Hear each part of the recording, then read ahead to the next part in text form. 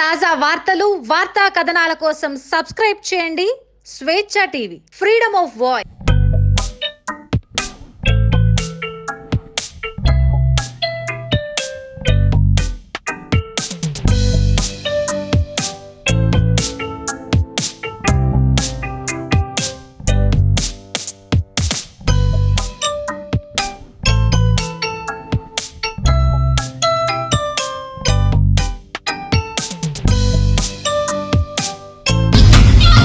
ఈ తెల్లదొరల అన్యాయం చాలా జరుగుతుంది, వీళ్ళకెళ్ళి భరించాలి వాళ్ళని అన్న ఒక గట్టి ఉద్దేశంతో మహాత్మా గాంధీ లీడర్షిప్ లా ఎంత మంది అంటే క్విట్ ఇండియా మూవ్మెంట్ తీసుకోండి, ఒక చిన్న ఎగ్జాంపుల్.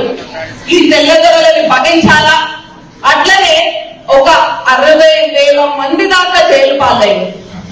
అట్లాంటి ఉద్యమంకి ఎన్ని రకాల మంది, అన్ని వర్గాల మంది, చాలా మంది వాళ్ళ ప్రాణాలు అర్పిస్తే మన దేశం వచ్చింది. అట్లనే తెలంగాణలో కూడా ఒక 60 ఏళ్ల సంధి ఉద్యమం జరిగినప్పుడు ఎంతమంది ప్రాణ బలిదానాలు చేసుకుంటే మన సోనియమ్మ అరే మన బిడ్డలు ఇంతమంది ఆత్మ బలిదానాలు చేసుకుంటున్నారు, మనకి తెలంగాణ రావాలి, మన కాంగ్రెస్ పార్టీ గురించి ఆలోచించకుండా పిల్లలకి ఒక తల్లి లేక మనకి తెలంగాణ ఇస్తే మనం ఏమంటున్నాం, మన నీళ్లు మన ఉద్యోగాలు మన నియామకాలు మనకు వస్తాయి అనుకుంటే ఇక్కడ మొత్తం ఆగం చేసుకుంటే మారేస్తున్నారు. ఇప్పుడు అదే వచ్చింది మళ్ళా కాంగ్రెస్ ఎక్కడైతే మళ్ళా ముందుకు వస్తుంది అని బీజేపీకే గాని టిఆర్ఎస్ కే గాని వనుకోనేది శురువైంది. ఎప్పుడైతే మన సోనియమ్మ చింతన్ శిబిర్లా చలో నా కొడుకుని మళ్ళా పెట్టాను, ప్రజాస్వామ్యం బతుకుండాలంటే కాశ్మీర్ నుంచి కన్యాకుమారి వరకు ప్రజల కోసం, ప్రజల పరిపాలన కోసం ఒక్కొక్కరికి ఉచ్చబడ్డారు, మొక్కు శురు అయింది.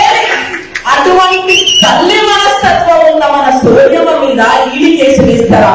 ఎంత పట్టేవ శాతం ఒక్కసారి ఆలోచించండి.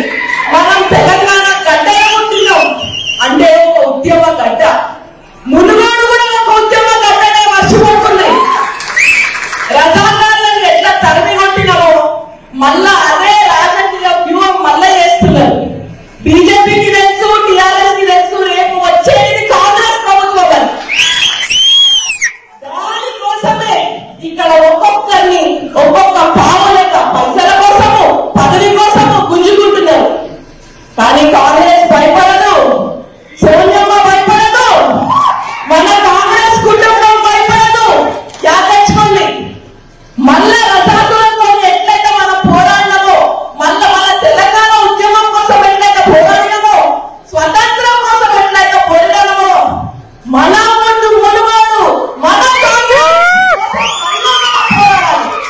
అందరం చెయ్యి చేసుకుందాము. మనకి ఈసారి కాంగ్రెస్ గెలవాలి, వీళ్ళ వ్యూహాలు పనికిరావు. ఎవరిని తీసుకోమండు నిజమైన కాంగ్రెస్ ఇక్కడే ఉంటుందని చూపించుకోవాలని మనస్ఫూర్తిగా కోరుకుంటున్నాను.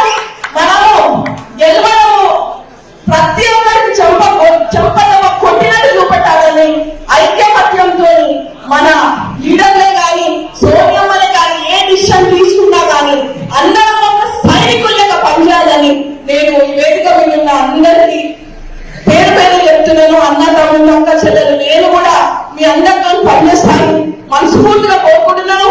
జై కాంగ్రెస్, జై హింద్. తాజా వార్తలు వార్తా కథనాల కోసం సబ్స్క్రైబ్ చేయండి స్వేచ్ఛ టీవీ ఫ్రీడమ్ ఆఫ్ వాయిస్.